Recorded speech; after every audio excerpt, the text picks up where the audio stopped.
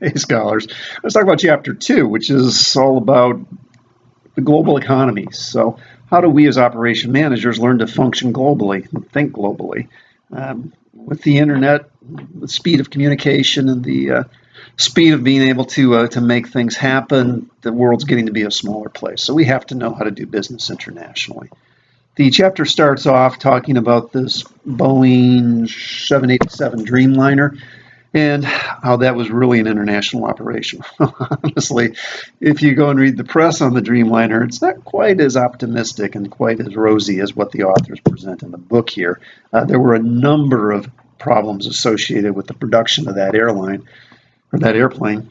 And some of that, I'm sure a bunch of it, had to do with the fact that they had people from all around the globe helping to design and build the component parts to it. And it's a complicated thing to do, but they figured it out. They talk in the book about how great sales are. Well, sales aren't that great.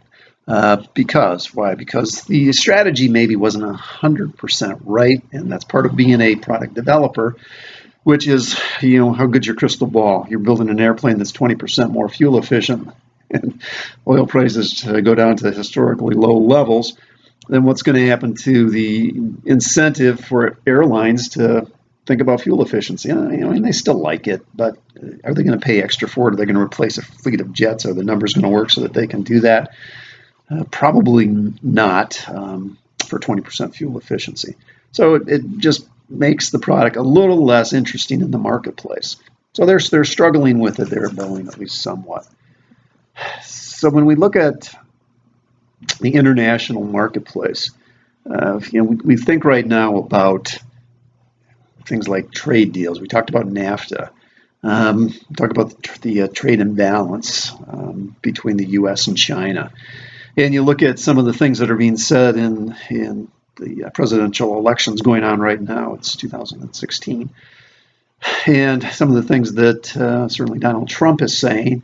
I'm a Republican.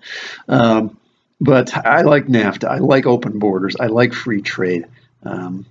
It's a taking advantage of what they call a comparative advantage, which allows for a